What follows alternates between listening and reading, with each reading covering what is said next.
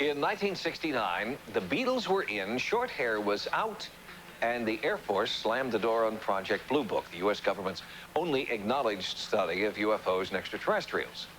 By terminating official interest in flying saucers and little green men, the Air Force thought that public interest in UFOs would also disappear.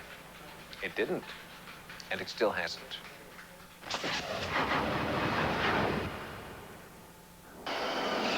Several important milestones captured the nation's attention in 1969. Neil Armstrong stepped onto the moon. Flower power peaked at a muddy farm in upstate New York. And the war in Vietnam was raging under Richard Nixon's watch. And on December 17th, 1969, few were aware that the Air Force, with little fanfare, terminated its 22-year-long Project Blue Book. Veteran UFO investigators like Don Berliner have been asking why ever since. From the shutting down of Blue Book until today, the Air Force hasn't said anything beyond, we've studied the subject, there's nothing to it, we've lost interest. I don't believe it. Berliner believes that the military has covered up the UFO reality from day one, ever since the very first sighting the Air Force examined, Kenneth Arnold's disturbing saucer sighting of 1947. Soon after, growing concerns about national security led to the creation of Blue Book. Since the Air Force has the responsibility of protecting our skies, if there's something flying around, they better know what it is. Because there was fear initially that they might be Soviet. As the program grew and additional sightings were investigated, they suddenly decided, well, there is a possibility that these things are from extraterrestrial origins. This didn't go down well with the higher-ups. They wanted everything explained, no matter how it was done. The kind of explanation the higher-ups were demanding was not one that countenanced visitors from another planet. This was never more evident than in 1952, during the infamous UFO flap over Washington, D.C.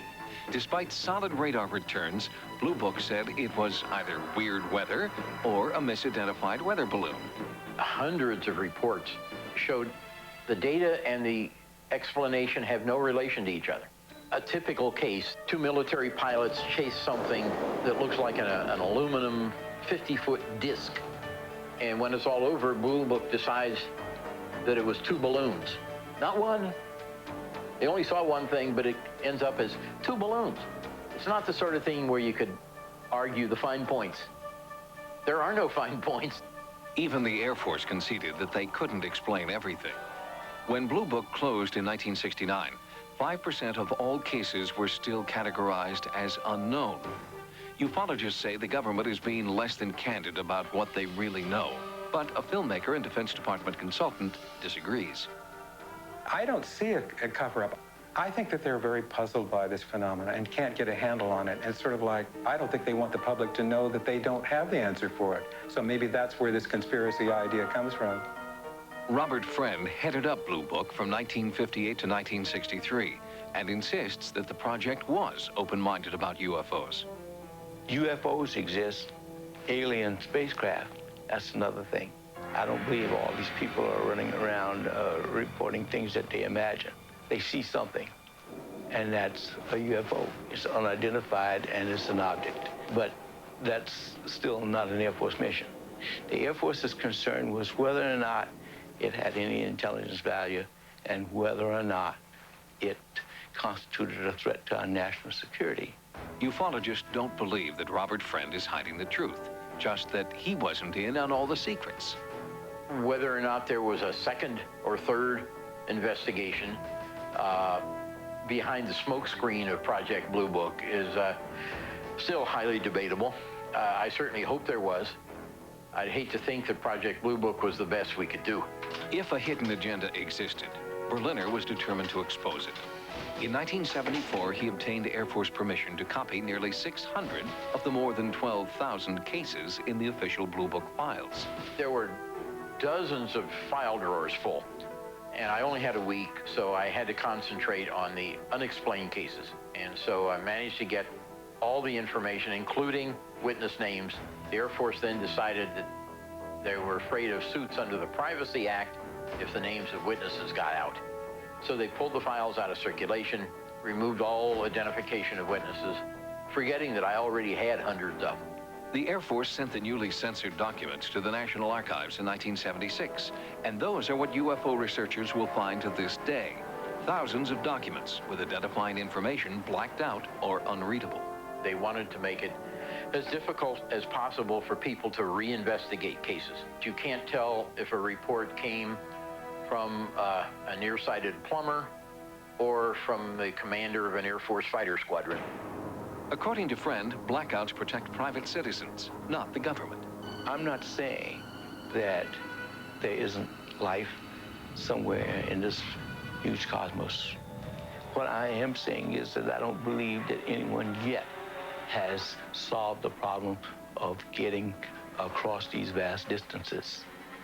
One Blue Book investigator who didn't toe the party line was J. Allen Hynek, an astronomy professor who would later coin the term Close Encounters of the Third Kind.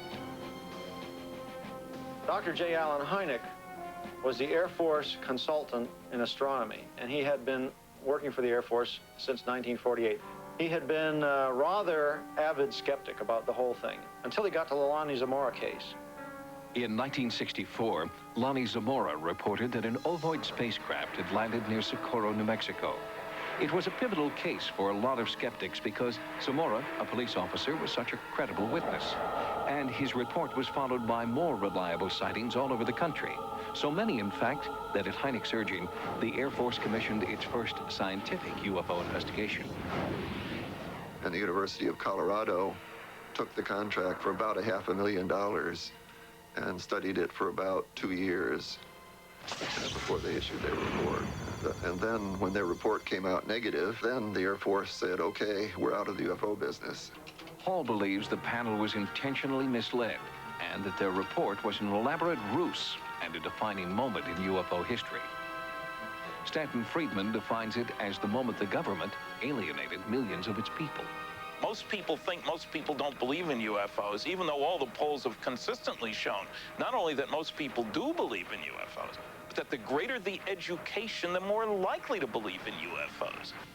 The legacy of Project Blue Book is that the Air Force could have done a terrific job of investigating thousands of potentially important UFO cases, but didn't. A ton of information was ignored. But the information is out there, somewhere, and we all have the right to see it, ufologists say. But while researchers continue to unearth evidence of a cover-up, the Air Force continues to insist that UFOs pose no threat, do not advance science, and do not come from outer space. But lingering doubts, even within the hallowed halls of the Pentagon itself, indicate that the death of Blue Book may have been premature.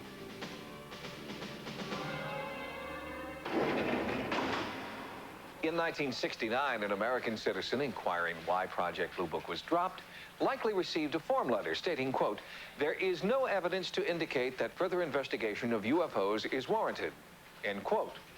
And if you inquire about Blue Book at the Air Force today, you will receive an almost identical form letter.